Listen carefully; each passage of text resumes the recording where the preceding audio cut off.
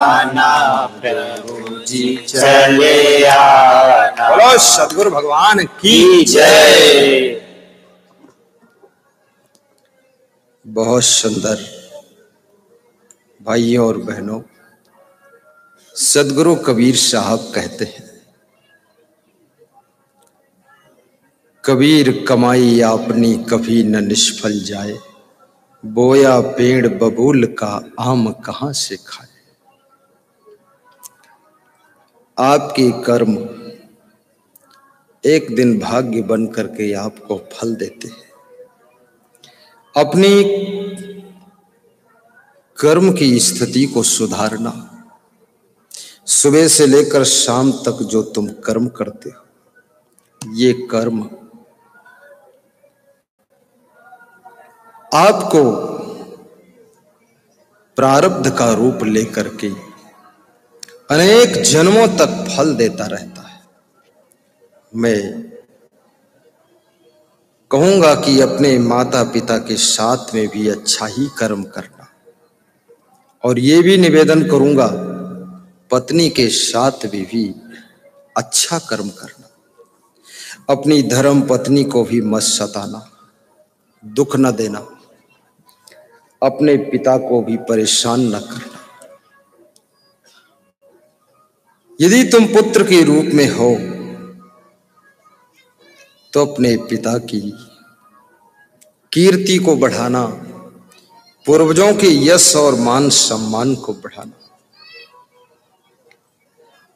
सत्संग में सदैव डुबकी लगाते रहना, मांस मछली अंडा नशा शराब से दूर रहना, ये बहुत बड़ी बात है। शाकाहारी बनकर जीना और समय का भी ख्याल रखना, आपका जीवन मंगलमय होगा। आपके घर में सुख शांति आएगी।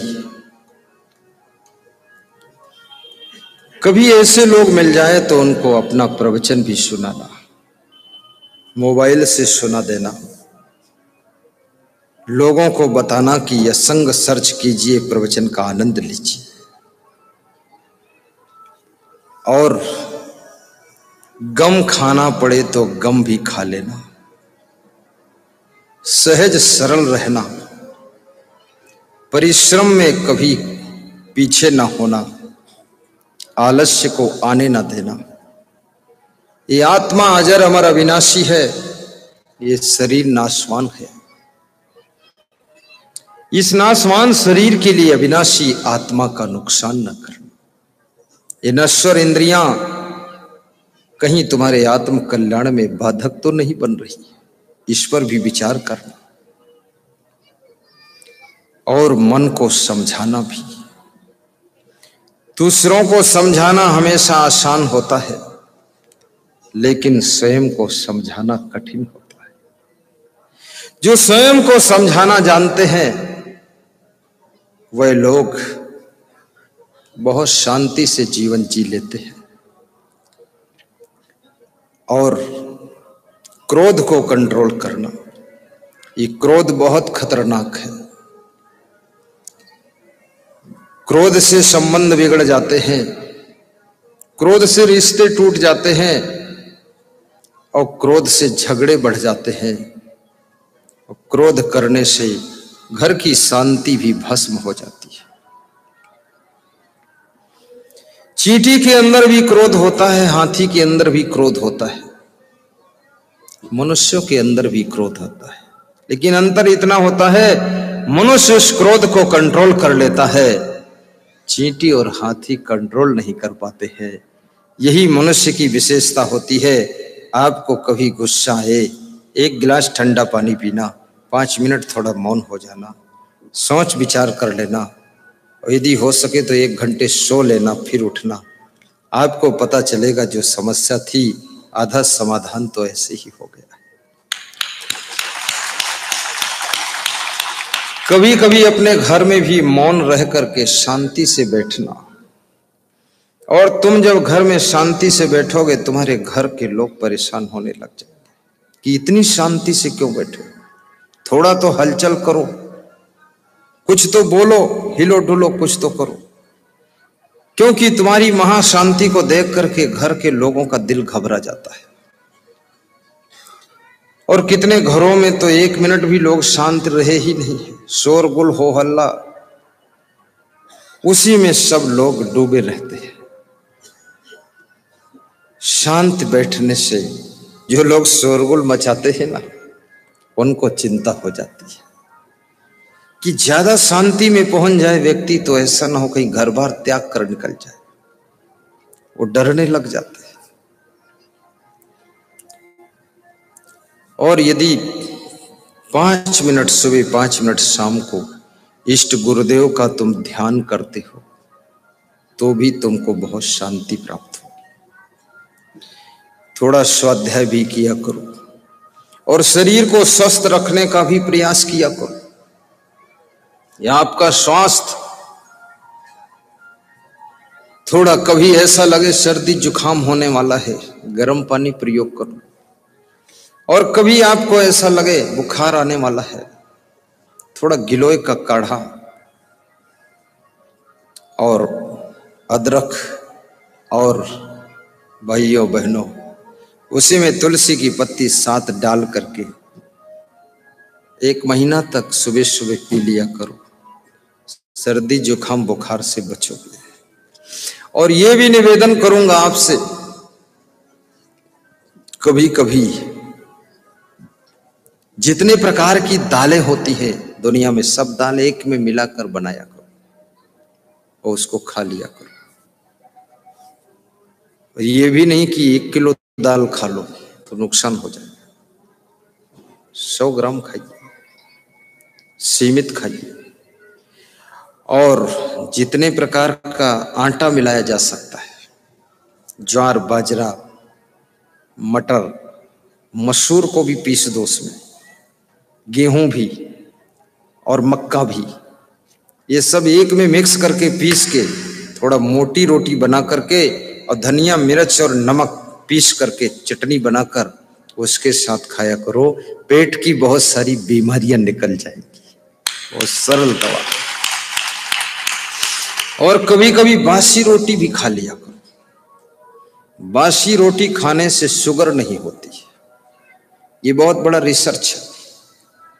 शुगर भी नहीं होती और महिलाएं खुश भी रहती है। शाम को बना देंगी और सुबह खाओगे, ये फ्री रहेंगी, ठंडी में बनाना नहीं पड़ेगा। और बासी रोटी खाने से पेट खराब कम होता है, उसके सब विटामिन चेंज हो जाते हैं, इसलिए बासी रोटी खाकर देखना, शुगर से बचाएगी।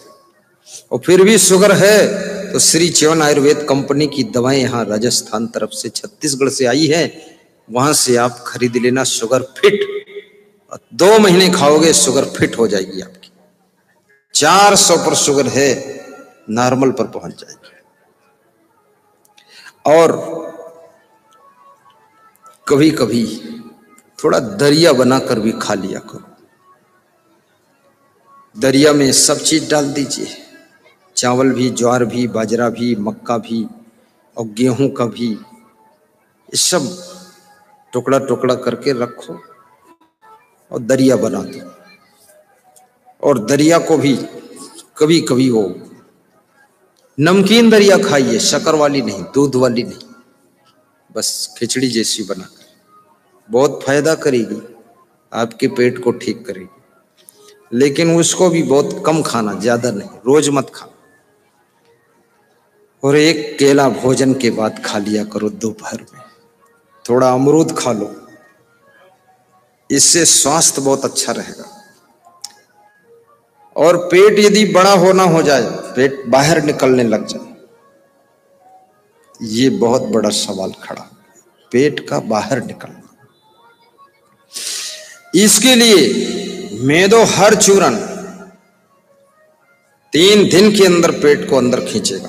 पर सवाल ये है कि भूख भी बढ़ाएगा तो ज्यादा खाना मत शुरू कर देना, नहीं दवा भी फेल खा जाएगी। मेदो हर चूर्ण श्री च्यवन आयुर्वेद कंपनी का बहुत टॉप का है। और यदि देसी पपीता सुबह सुबह खा लो वो भी पेट को अंदर खींच देगा।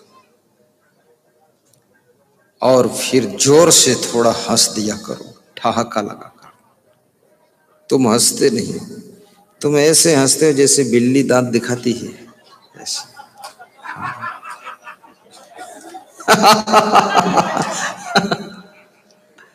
थोड़ा हंसी आना चाहिए। ये दुनिया के झमेले तो कम नहीं होंगे, ये सब जब से जन्म हुआ है झमेला ही झमेला है। एक समस्या समाप्त होती दूसरी शुरू हो जाती है। एक आदमी अपनी जिंदगी की समस्याओं से परेशान हो गया, टेंशन में आ गया और सोचने लगा आत्महत्या कर लूं, क्या कर लूं। तो उसके मित्र ने बताया कि एक संत रहते हैं गंगा तट पर, उनसे जाकर मिलो। उनके पास गया तो संत ने कहा कि आत्महत्या करने के लिए सोच रहे हो, मेरे पास आए हो, आइए मैं आपका समाधान शब्दों से तो नहीं होगा लेकिन आपको एक जगह ले चलता हूं।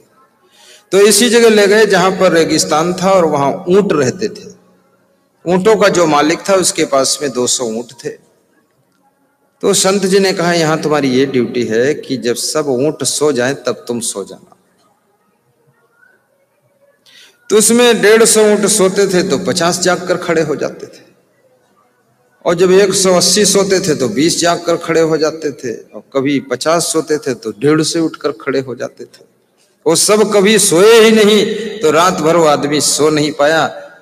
सवेरे संत ने पूछा क्या हुआ, रात को नींद आई, सोए कि नहीं सोए? बोले कहां सो पाए, वो 10 ऊंट सो रहे हैं तो 190 ऊंट खड़े हैं, और 180 सो गए तो 20 खड़े हैं, 20 जाग रहे हैं।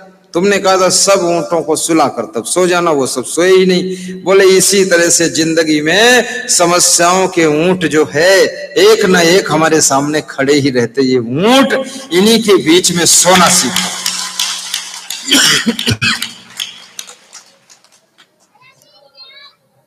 इन्हीं के बीच में सो जाया करो। समस्या है इसका मतलब है कि तुम जिंदा हो। मुर्दा के जीवन में कोई समस्या नहीं होती। और मुर्दे को ना कपड़ा चाहिए, ना मुर्दे को दवाई चाहिए, ना मुर्दे को भोजन चाहिए, ना घर मकान चाहिए। मुर्दे को कुछ नहीं चाहिए, जहां डाल दो, आग में जला दो, सड़क किनारे छोड़ दो, कुत्ते नोचे तो क्या फर्क है, उसको कुछ नहीं चाहिए।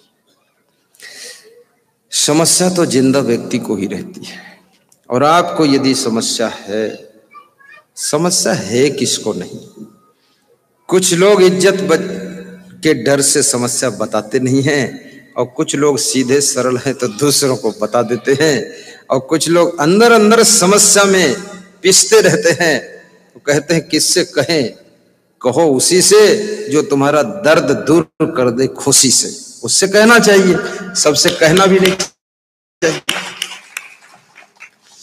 और सलाह भी लो, जैसे वो हमारे भक्त बैठे राजकुमार जी खड़े, मिलिट्री अफसर, कल सलाह लिया एक जमीन खरीद रहा हूं 18 लाख की, लूं कि ना लूं, और आप आदेश करो तो अभी भी नहीं लूंगा। बोले 3 लाख दे चुका हूं, वापस कर दो। हमने कहा मेरा आदेश है, उसको ले लो तुम। बोले 18 लाख की है, 3 साल बाद वो 40 लाख की हो जाएगी। हमने कहा उसको ले लो, फिर दूसरा काम करना। सलाह भी ले लो गुरु जी से। मकान भी बनाओ तो सुंदर मकान बनाओ।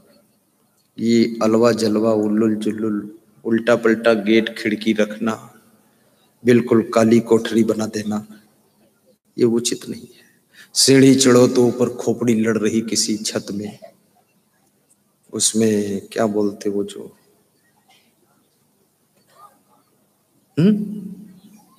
जीना, जीना में जीना हराम है, तो खोपड़ी लड़ जाती है। लेटरिन का दरवाजा इतना छोटा कि हर बार माथा टकराता है। शौचालय में भी थोड़ा खिड़की रखो ऊंचे पर, हवा का आवागमन रहे, ऐसा मकान बना। और मकान के आसपास में जगह भी छोड़ो थोड़ी सी, ये निवेदन है।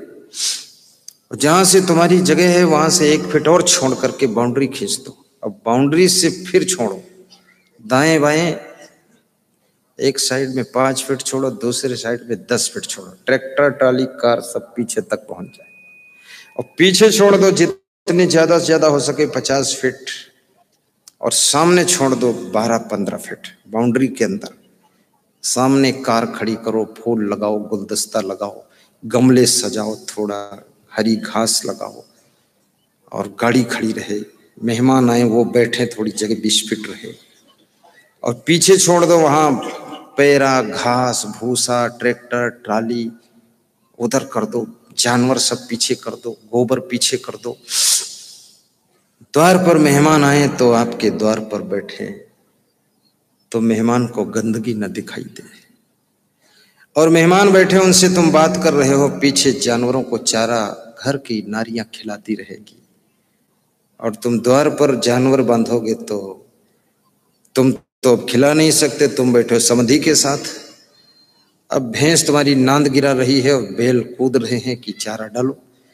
अब तुमको मौका नहीं है, महिलाएं आ नहीं सकती हैं क्योंकि ये इज्जत मर्यादा की बात है, तो ये सेटिंग गलत है आपकी। पीछे सिस्टम करिए, घास भूसा सब गंदगी उधर रहे, और उधर थोड़ा सब्जी उगाने की पीछे जगह छोड़िए ताकि महिलाएं सब्जी भी उगा ले। थोड़ा भिंडी के 50 पौधे लगा दिया, 10 पौधे टमाटर के लगा दिया, 2 ग्राम टमाटर का बीज मंगाइए 500 रुपये का, 2 ग्राम। 2 ग्राम में 30-40 बीज आ जाएंगे। 30-40 बीज ही एक टमाटर का पौधा 3-3 कुंटल टमाटर दे देगा। ये बहुत ज्यादा बोने की जरूरत नहीं है। ऊपर तार बांध दीजिए, तार से टमाटर को रस्सी से बांधिए और टमाटर को ऊपर बढ़ने दीजिए, गिरने मत दीजिए, और टमाटर पे पानी छिड़किए, नीचे से भरिए मत। कितने लोग टमाटर में पानी भर देते हैं, जड़ सड़ जाती, टमाटर गुंडा हो जाता, कहते कुछ रोग लग गया। रोग तुम्हें दिमाग नहीं इसलिए लगा है, हाँ उस पर छिड़कना चाहिए। और घर का ताजा टमाटर खाइए, ताजी भिंडी निकाल कर खाइए, और थोड़ा सा 5 फीट में आलू भी बो दीजिए ताजा, 1 आलू निकाल लो, उसी में से सब्जी बनाओ। ये कहाँ बाजार हम झोला लिए खड़े फालतू, और महिलाएं भी घर में फालतू खाली बैठी हैं। अब इनका पेट बढ़ रहा, फैट बढ़ रहा, पेट बढ़ रहा, और सब काम लेट हो रहा, हा हा वो हा, उठना बैठना मुश्किल, थोड़ा काम करो आ। तो ये सब सिस्टम बनाना चाहिए, माताओं बहनों को भी काम मिलना चाहिए, और अपने आड़ में पीछे काम करना कोई बुरा नहीं है। काम करने से हाथों में मिट्टी लगेगी, पैरों में मिट्टी छुएगी, इससे आपको सबसे बड़ा एक फायदा ये होगा, आपका शरीर अर्थिंग पाएगा। अर्थिंग पाने वाला शरीर जो है 92 साल की उम्र तक कमजोर नहीं होता है, बाल भले पक जाएं पर ताकतवर रहता है। और मकान को ज्यादा लंबा चौड़ा मत फैलाओ, नीचे बना दो 3 कमरे, 1 कमरे में सामान, 2 कमरे में मेहमान, 1 लेट बाथ किचन। दूसरी मंजिल पर बना दो 2 कमरे, लेट बाथ किचन, वहां तुम रहो। तीसरी मंजिल पर बना दो, वहां 2 कमरे, लेट बाथ किचन, थोड़ा निकाल दो छज्जा वज्जा। और चौथी मंजिल पर बना दो 1 कमरा, लेट बाथ किचन। तीसरी मंजिल पर अपने बेटे बहू को रख दो, चौथी मंजिल पर छोटे बेटे बहू को रख दो, चौथी मंजिल पर रहे। कभी क्रोध आ जाए तो दोनों चौथी मंजिल से कूदने दो उनको, कहाँ कूद कर जाओगे, वहां ऊपर उसको जगाने भी मत जाओ बार बार। जितने धूर्त होते हैं वे अपनी जिम्मेदारियों, अपने कर्तव्यों के प्रति लापरवाह होकर के अंधाधुंध सोते हैं, ये धूर्त होते हैं। मेरा क्या कर्तव्य है, मेरा क्या धर्म है, मेरी क्या ड्यूटी है, मेरी क्या जिम्मेदारी है, इसको चूल्हे की आग में जला देते हैं, और ऐसे सोते हैं जैसे इनको कोई मतलब ही नहीं है। और उठते हैं तो तुरंत चाय ढूंढते हैं कि गरम चाय, तो कोई कहे चाय अभी नहीं बनी तो बोले गरम दिमाग। इनका दिमाग भी गरम बहुत होता है। ऐसे अपने आप उठो, सवेरे उठने से ही बहुत बड़े फायदे हैं। सवेरे ऑक्सीजन फुल रहती है, लंबी सांस लो, आपका चेहरा सुंदर हो जाएगा।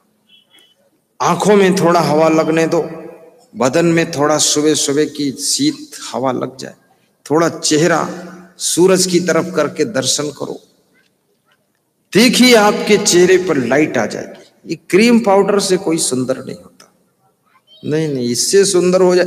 ये कोई 20 रुपये 50 रुपये की क्रीम से सुंदरता मिलती कहीं? ऐसे मिल जाती सस्ती सुंदरता तो भैंस के लगा देते क्रीम 5000 की, वो बड़ी सुंदर हो जाती है। उससे कोई सुंदर हो सकता है?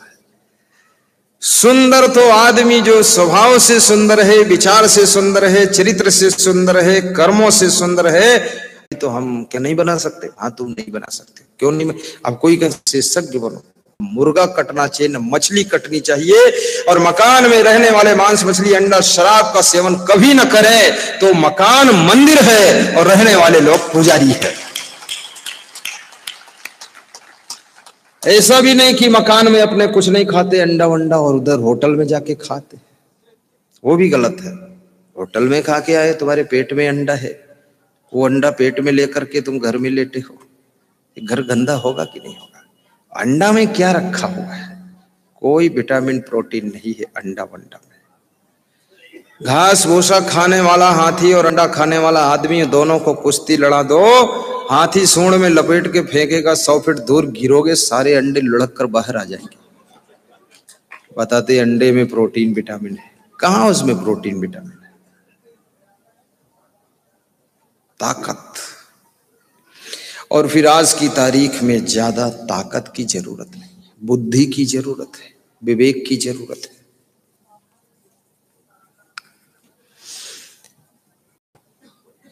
स्टीमर में 1000 लोग यात्रा कर रहे थे, बहुत सामान भरा हुआ था। उसका इंजन कुछ डिस्टर्ब करने लगा समुद्र के अंदर, तो बड़ी अफरा तफरी मच गई, लोग डर गए कि डूब जाएगा, अब इंजन बैठ रहा है। उसके साथ में इंजीनियर थे, बनाने की कोशिश किया लेकिन नहीं बना, और स्टीमर जो शिप थी वो डूबने के करीब जा रही थी। तो एक दूसरी शिप पास में जा रही थी, उससे कनेक्शन किया, और वो शिप का आदमी आकर इस शिप में घुस करके हथौड़ा ले करके देखा, और एक जगह पर जोर से हथौड़ा मार दिया उस स्टीमर के इंजन में, और इंजन जो है फुल ताकत से फिर खींचने लगा, ठीक हो गया, चालू।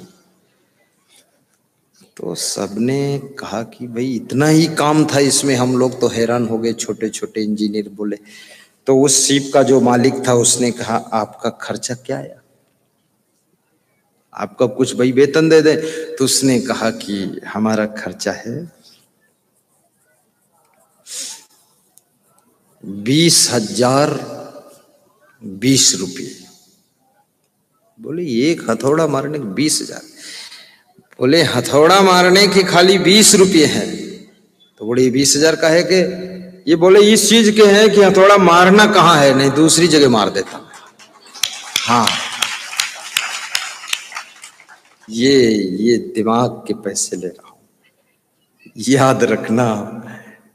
ऐसे बुद्धिमान लोगों से काम ले लिया करो, पैसे थोड़ा ज्यादा दे दिया करो, और घर में हंस करके भी रहा करो।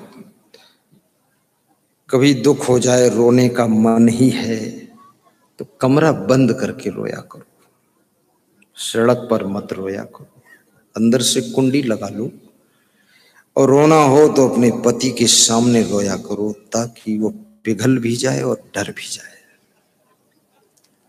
हाँ, डराना भी पड़ता कभी कभी पतियों को।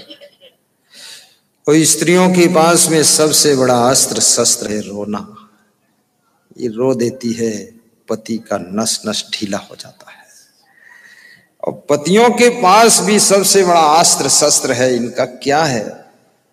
बस ये एक ही बात कहते हैं, ये ब्रह्मास्त्र छोड़ते हैं, अपनी पत्नी से कहते हैं कि तू मेरी जान है, मैं तेरे लिए जी रहा हूं, तेरे लिए मरूंगा।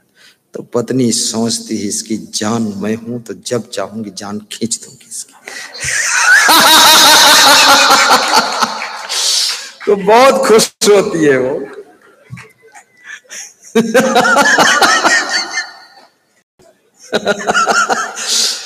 ये पति लोग भी कोई कोई बड़े विचित्र हैं, लेकिन वास्तव में सच्चाई है जो जिसके साथ में रहता उससे प्रेम बहुत हो जाता है। और पति पत्नी को दिल मिलाकर रहना भी चाहिए, भाई भाई भी दिल मिलाकर रहो, सास बहू भी ऐसे रहो। सासू को सोचना चाहिए कि मैं अब रिटायरमेंट की ओर जा रही हूं और बहू अब ज्वाइन कर रही है, अब मेरी गद्दी ये पाएगी, तुम्हारी उत्तराधिकारी बनेगी वो।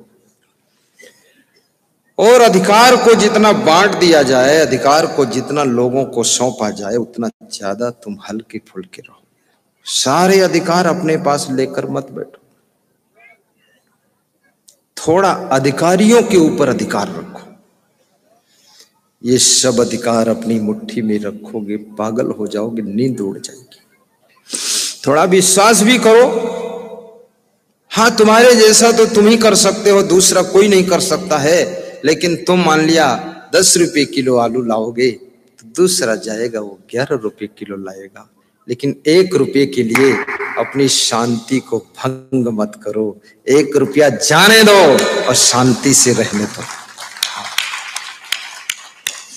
ये इतना बड़ा कार्यक्रम हो रहा है यहाँ पर, जो संत इसका मैनेजमेंट कर रहे हैं उनको आप देखोगे तो आपको हंसी आ जाएगी। वो प्रवीण महाराज है, उनकी लंबाई भी 3.5 फीट है और चौड़ाई 2-2.5 फीट है, और बहुत मेहनत किया है। दूसरे संत संजय जी है, उनकी लंबाई 7 फीट है। ये छोटे वाले संत की लंबाई वो अकेले अपने में जोड़ दिए, 7 फीट है। अगर हो संत तो बुलाओ इनको दोनों को, देख लेते हैं। कौन बुलाएगा? कर्नल साहब बुला के लाओ ना, दिखाता हूं आपको उसकी मूरत सूरत क्या है। और तीसरा संत है, उसका नाम पुष्कर दास है, तो उसकी लंबाई दोनों के मीडियम में है। और सब अभी कोई 28 साल का है, कोई 26 साल का है, कोई 30-32 साल का है। सारा ये जो भी तुम देख रहे हो, एक और संत है दुबला पतला, देवकर दास, मैनेजिंग डायरेक्टर है वो पूरा, वो भी बहुत दिमाग लड़ाता है। फिर और संत उनके सहायक में नारायण दास आ गए, लवकुश दास आ गए, मनसमन दास आ गए, ये भी सब जुट गए, रामदास आ गए। फिर हमारे साथ की टोली आ गई 25 संतों की, ये सब जुट गए कल से। हम तो कल ही से जुटे हैं, इसके पहले जुटे ही नहीं थे। तो कल जुटे क्या है, कल खूब सोने को मिला है हमको, बहुत आनंद से। आवाज मत बढ़ाना, बहुत अच्छी आवाज है भगवान, इतनी ही रहने देना। कल खूब सोया हूं, आज भी खूब सोया हूं, क्योंकि अपन पास कोई काम बचा नहीं। और सोना भी बहुत खिलाड़ी का काम है। जो ठीक से सो ले तो वही ठीक से जाग सकता है, और जो ठीक से सो नहीं सकता है वो ठीक से जाग भी नहीं सकता है। इसलिए ठीक से सोना भी चाहिए आदमी को। और जब जागने की जरूरत हो तब सोने का नाटक भी नहीं करना चाहिए, तो जागकर काम भी करना चाहिए। और कोई काम ही नहीं है तो थोड़ा सो लिया करो। एक विद्यार्थी मुझसे कह रहा था कि मैं जो याद करता हूं वो मुझे याद ही नहीं होता है। तो हमने कहा जो नहीं याद करते वो बोले वो सब याद हो जाता है। तो हमने कहा तो अपने सब्जेक्ट को मत याद करो, सब याद हो जाएगा। तो मैंने कहा याद वाद तो बात को करो, पहले तो गहरी नींद में सो लो। गहरी नींद में सोना बहुत बड़ी चीज है, गहरी नींद। वाह वाह, इसमें इतने लोग बैठे मैं देख रहा हूं, इसमें बहुत सारे लोग तो गहरी नींद में सोते ही नहीं, नींद आती ही नहीं है। लेकिन मैं आपसे निवेदन करूंगा, अपने शरीर के स्वास्थ्य को क्यों बिगाड़ते हो? गहरी नींद का आनंद लिया करो और जाग से जाग करके काम भी किया करो। जो थकता नहीं है उसको भूख लगती नहीं है, जिसको भूख लगती नहीं है उसको नींद आती भी नहीं है। थकने के लिए हार्ड वर्क कीजिए, ताकि भूख लगे तो खा लीजिए, और खाओगे तो जो खाया है उसका नशा चढ़ेगा तो मस्ती से सो जाओगे। थोड़ा थकाइए शरीर को। ये रिक्शा चलाने वाले लोग कैसे सो जाते? बिना बिस्तर के रिक्शा पर ही सोते रहते। लेकिन ये भी याद रखना कि सोना भी कोई बहादुरी नहीं कि खूब अंधाधुंध सो और घर के लोग समझाएं तो कहो गुरुजी ने सिखाया है खूब सोना है। ये भी गलत बात है। काम के समय काम भी करो, अलर्ट भी रहो, आलस्य मत करो, और अपने घर में सीधे सरल बनकर भी रहा करो।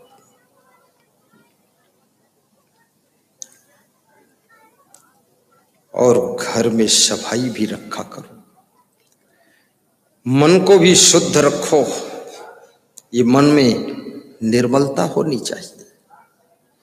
मेरा मन डोले मेरा तन डोले, मेरे दिल का गया करार रे, कौन चलावे साइकिल, ये वाले गीत मत गाओ। अब तेरा मन डोले तो तेरे मन को कौन संभालेगा? अपने मन को शांत भी रखो, खुश भी रखो। और कभी तुम्हारा कमाया हुआ सब खो रहा है, कोई बेईमानी कर रहा है, लफंगा आदमी मिल गया, मूर्ख मिल गया, दुष्ट है, अब कोई उपाय ही नहीं बचा है, तो उसमें फिर हंसते हंसते संतोष कर लो और बोल दो जितने दिन मेरे भाग्य में था, मेरे साथ था ये सब, अब ये छूट रहा है, अब कुछ नया और कुछ बड़ा मेरी किस्मत में होने वाला है।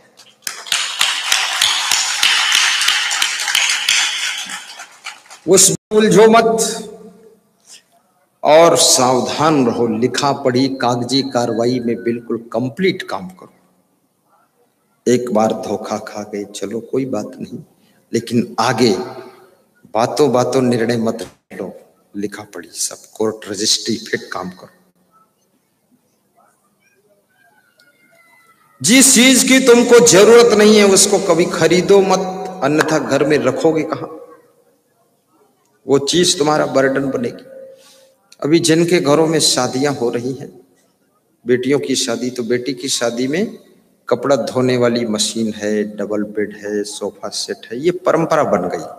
गोदरेज अलमारी है, बर्तन है, थाली है, तसला है, सब कुछ बेटी को दे दी। लेकिन बेटी के बाप को इतनी बुद्धि नहीं है कि ये सामान तो सब दे दिया, बेटी के रहने के लिए शुद्ध ठीक ठाक घर है कि नहीं है, कमरा है कि नहीं है। वहां से सोफा सेट ले जाकर टांड पे रखा है ससुराल पे। तो मैं ऐसे कई घरों में गए, टांड पर देखा रखा हुआ, और उसको प्लास्टिक बोरियों की पल्ली बांध करके और सिल के रख दिया है दूसरे साइड में। तो हमने कहा इसको अच्छी जगह, बोले जगह ही नहीं रखने की, जहां रखूं क्या करूं? तो हमने कहा लिया क्यों? बोले भागे भागे भूत लंगोटी भली, जो मिल जाए कबाड़ा सही। अब ये दोनों समधी मूर्ख है। अरे और कह दो आपकी बेटी मेरी बहू, रहने का घर नहीं, सारा पैसा उठाकर आप 4-6 लाख 10 लाख जो देना चाहते हैं, सामान कचड़ पचड़ मत दो, एक घर ही बना देते हैं।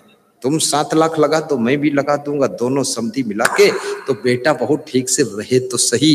ये सोफा सेट तो बाद को आ जाएगा, पहले इनको सेट होने की जगह मिलनी चाहिए।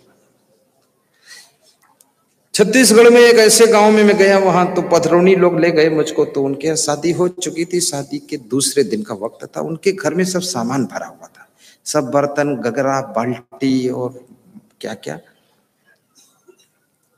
तो उसमें निकलने बैठने की जगह नहीं, उसे घुसड़ फुसड़ में हमको बिठाया। और फिर इतना तो जरूर फायदा हुआ, 2-4 बाल्टी हमको भी दान दिया। हमने कहा साधु लोग और कुछ मिले न मिले, कुंभ मेलम बाल्टी दाल परोसे। अब उसका घर खपड़ेल का है, टूटा फूटा है, टपकता भी है। अब वो नई बेटी बहू बनकर आई, वो कहां रहेगी?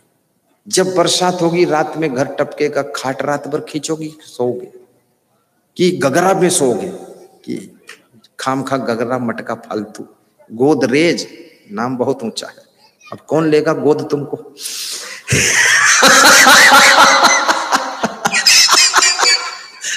फालतू नौटंकी में फंस गई। अरे अच्छा घर बना दो। यदि घर बना हुआ है और बेटी की ससुराल जहां वहां कुछ नहीं है तो अपना एक गाड़ी फर्स्ट क्लास दो, 5-6 लाख की गाड़ी, नई गाड़ी में बेटी बैठकर जाएगी तो कम रोएगी, हारन बजाएगी, खुद नहीं बाजा बजाएगी। अब ये किसी का तजुर्बा नहीं, और रात में शादी करते मूड बुद्धि, फालतू हुल्लड़ मचाते, इतने जनरेटर, इतना लाइट, इतना ये बकवास सब। दिन में करो 12 बजे से 3 बजे तक फाइनल कर दो, लोगों काम भी मत बिगड़े, और 2-4-6 लाख रुपया वो लाइटिंग फाइटिंग का बचे, कार खरीद कर बेटी को दे। रुतबा किसको दिखाते हो? कौन तुम्हारा रुतबा देखने आता है? जो आता है वो कसम खाता है कि इससे बड़ा रुतबा अपनी बेटी की शादी में दिखाऊंगा, तुमको पीछे कर दो। दुनिया भर की टेंशन लेता है, इधर से पैसा कमाओ, उधर से कमाओ, कहता दिमाग खराब। अब मूर्ख बने रहो, हमको क्या समझा देता हूं, मानो। दिन में कौन परेशानी शादी करने में? अगर 5 बेटी जवान हो गई तो 5 को एक साथ निपटा दो, 5 दामाद ढूंढ लो, एक मंच पर बिठा दो, एक ही बार हम रिश्तेदार खाएंगे, एक ही बार हम फाइनल हो गए, एक ही बार हम पंडित मंत्र पढ़ देगा, छुट्टी मिल गई एक खर्चे में। 6 बार शादी करो, 6 बार खर्चा होगा, और वही खर्चा बचा करके बेटियों को फर्स्ट क्लास कार दे दो, मकान बनाने के लिए व्यवस्था बना दो, आनंद मंगल हो गया। लेकिन ये सिखाएगा कौन? ये सिखाऊंगा मैं, और कोई नहीं सिखाएगा। बोलो सदगुरु भगवान की जय। अब ये सब बातें मैंने जब सिखाया है ना, तो बहुत सारे लोगों के लाखों मकान सुधर गए हैं, और लाखों लोग शादियों का सिस्टम बदल रहे हैं। और बेटी जब ससुराल पहुंचे तो उससे बार बार फोन लगाकर बात मत करो। ये मत पूछो कि सासू तुम्हें ठीक से रखती कि नहीं रखती, ये पूछो कि बेटी तुम सासू को ठीक से रखती हो कि नहीं। ये कभी पूछा? इतना ये माताएं और पिता लोग कम समझ के है, पूछते हैं सासू तुम्हें ठीक से रखती कि नहीं रखती। ये तो कभी पूछो कि तुम सासू को ठीक से रखती हो कि नहीं रखती। सासू तो बूढ़ी है, तुम जवान हो, कहीं बेलन से बेल तो नहीं दे रही सासू को? पूछ लो ना, काहे के लिए नहीं पूछती हो? ये भी पूछ लो अपने ससुर को ठीक से तुम रख रही हो कि नहीं रख रही हो, और उससे पूछ रही हो कि ससुर तुमको ठीक से रखता कि नहीं रखता, ससुर तुमको परेशान। अरे उससे पूछो तुम ससुर को तो नहीं परेशान कर रही, ससुर को सांस लेना मुश्किल तो नहीं कर दिया तूने। फिर ये पूछती कि तुम्हारा पति तुमको ठीक से रखता कि नहीं रखता है। तो कभी ये भी पूछो कि तुम अपने पति को ठीक से संभालती कि नहीं संभालती। सारा ठेका पति का और सासू का और ससुर का, देवरानी का, जेठानी का, तुम्हारी बेटी क्या ठेका है? खाली मटर गश्ती करे।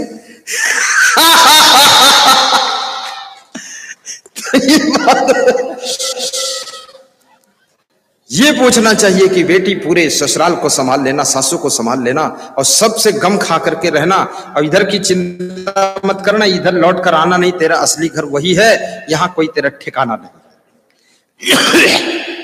आपकी बेटी ठीक से रहेगी। मम्मी उधर से चिल्लाती, मम्मी इधर से चिल्लाती।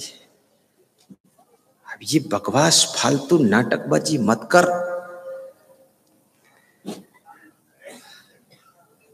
हमारे माँ बाप ने कभी पूछा ही नहीं कि तुम साधु बने वहां ठीक हो कि नहीं ठीक हो, क्योंकि उन्होंने जब हमको देखा साधु लाइन में तो देखा कि ये तो पूरा सबको संभालते। हम क्यों ऐसे लफड़ा पालें कि हमको लोग संभालें? हम इतने पावरफुल, हम खुद सबको संभालेंगे, हमको मत संभालो। हम कौन कमजोर है?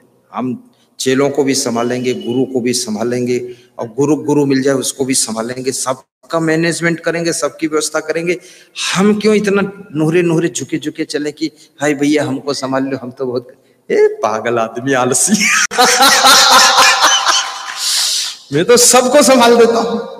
हाँ, है कोई लफड़ा ही नहीं है। बेईमान और धूर्त के लिए सब जगह लफड़ा है। तो सभी बहुओं से यही कहना है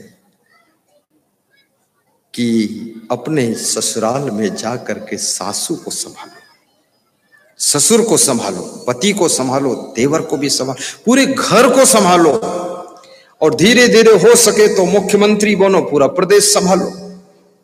क्या जरूरी है वही चकई की जगह मकई के अलावा तिकड़े तिकड़म बनाते रहो घर में? आगे बढ़ो कुछ। लेकिन तुम उसी में उलझे रहोगे, तुम आगे क्या बढ़ोगे? कितने घरों में तो खाली साड़ी सलवार और बाल और गाल और पायल और चूड़ी और बर्तन कौन मांजेगा, इसी झगड़ा चल रहा है। रोटी हम नहीं बनाएंगे, तुम बनाओ, हम ठेका थोड़े लिए। बड़े बेईमान लोग हैं। अरे इस झगड़े फगड़े मत उलझो, इसको तो फटाफट करो, घर को मैनेज करो, आगे की सोचो। तुम्हें विधायक बनना है, सांसद बनना है, सीएम बनना है, वहां दिमाग दौड़ाओ। तुम कहां वहां कटोरी पटोरी मुलझे पड़े फालतू। बड़ा सोचिए, पीछे मुड़कर मत देखिए, और पीछे वापस लौटने का उपाय भी समाप्त कर दीजिए। बहुत अच्छा।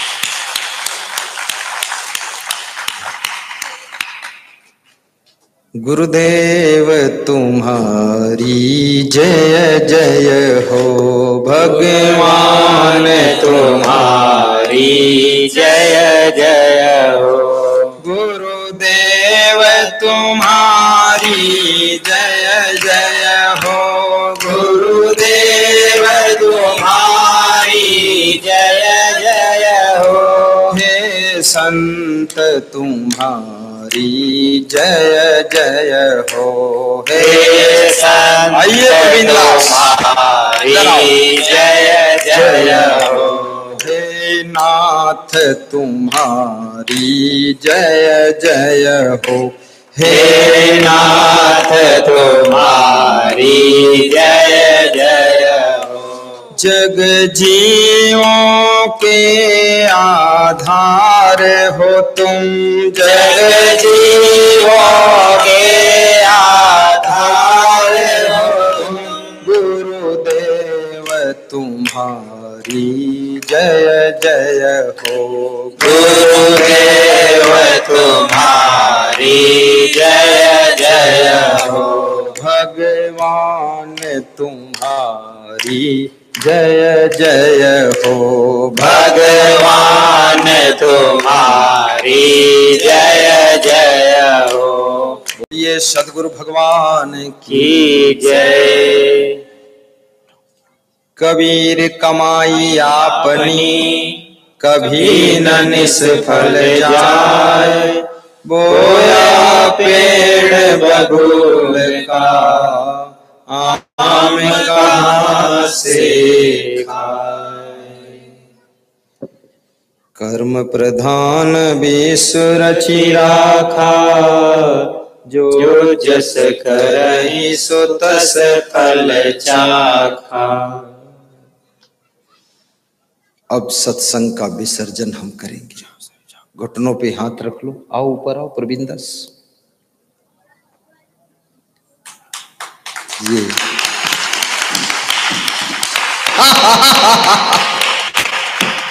सब लंबाई चौड़ाई देखो आप।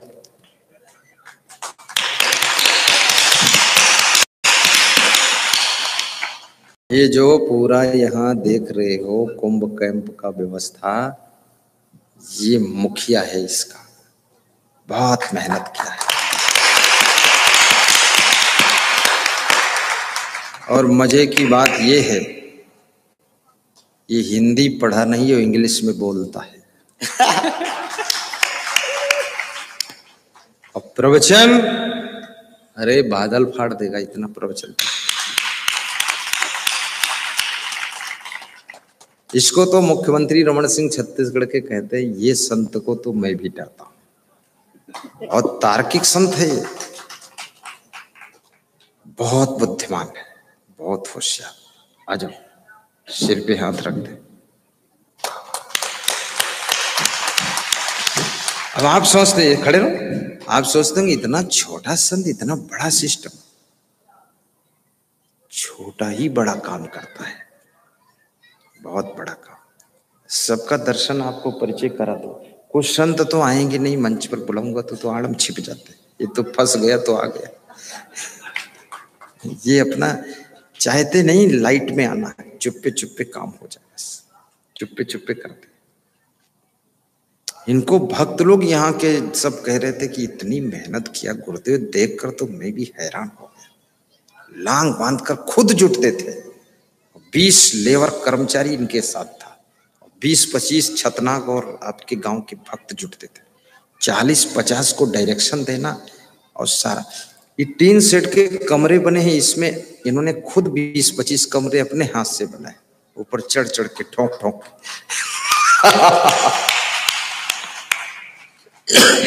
बैठो।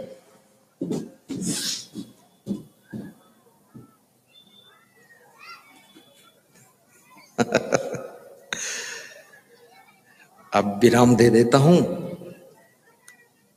आप घुटनों पे हाथ रख लीजिए, पहली अंगुली अंगूठा जोड़िए और जिनके क्षमता हो न्यूज़पेपर में आउट कर दीजिए कि सत्संग प्रारंभ हो चुका है। कम से कम इलाहाबाद कुंभ वालों को मिल जाए सूचना, ठीक?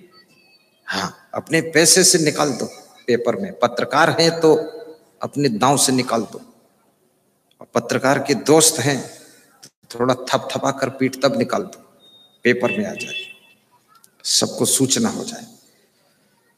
सर्वे भवन्तु सुखिनः, सर्वे सन्तु निरामयाः, सर्वे भद्राणि पश्यन्तु मा कश्चित् दुःखभाग् भवेत्। सुखी बसे संसार सब, दुखिया रहे न कोई।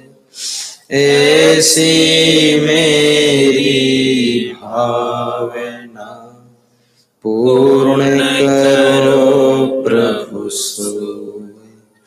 ध्यानमूलं गुरुर्मूर्ति, पूजामूलं गुरुपदम्, मंत्रमूलं गुरुर्वाक्यम्, मोक्षमूलं गुरु कृपा। शांति शांति शांति शांति। सभी श्रोता ध्यान मुद्रा में बैठ जाए, इष्ट गुरुदेव का ध्यान करें। 1 मिनट ध्यान।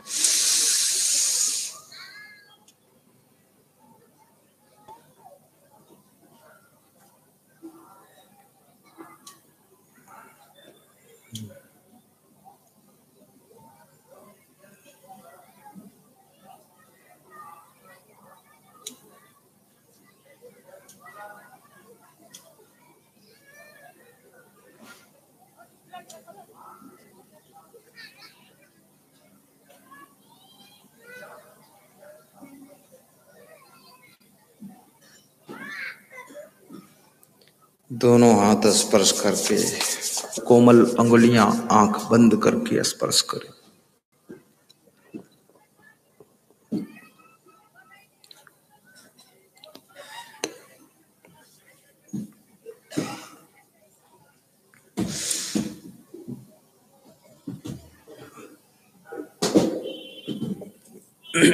सज्जनों, अब हमारे मंच संचालक आ गए।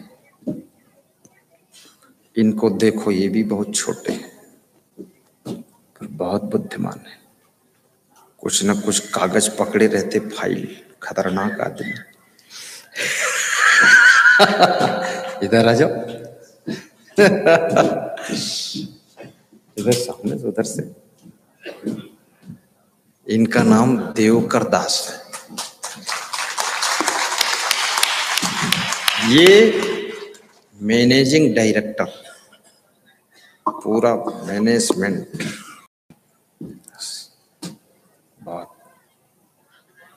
बहुत इंग्लिश पढ़ा हुआ आदमी है।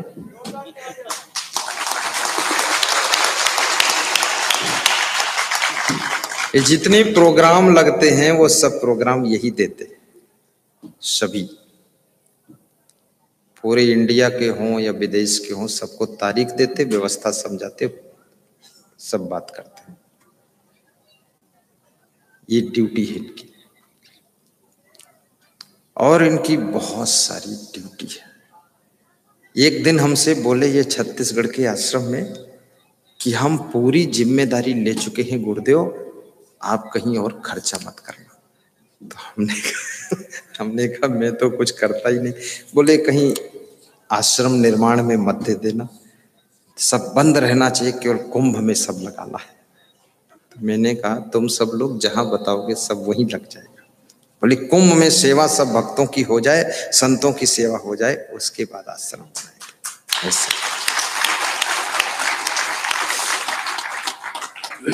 फिक्र रखते हैं। जिन जिन भक्तों ने, हमारे पास में एक भक्त का फोन आया था, श्रीमती संतोष देवी सिसोदिया, उनके पति श्री, क्या नाम पति का नाम, सिसोदिया जी, घाटा बिल्लो, अजब सिंह सिसोदिया। अजब सिंह, देखो अजब नाम तो भूल जाएगा भाई, अजब है। अजब सिंह से फोन आया तो उन्होंने कहा 3 दिन से फोन लगाता हूं, आप उठाते नहीं, बिजी जाता है, बात करना था, वाइफ का जन्मदिन था, तो ये खुद बात पहली बार करना चाहती थी, आशीर्वाद लेना, चलो लेट दे दो 3 दिन बाद। तो बोले इनके जन्मदिन के उपलक्ष्य में आपके भंडारा के लिए प्रयाग कुंभ में जो संत भक्त सब आएंगे उनके भोजन के लिए 25,000 रुपये दान देता हूं। जगदीश पटेल अमेरिका वाले ने 1 लाख रुपये दान भेजा है भंडारा का।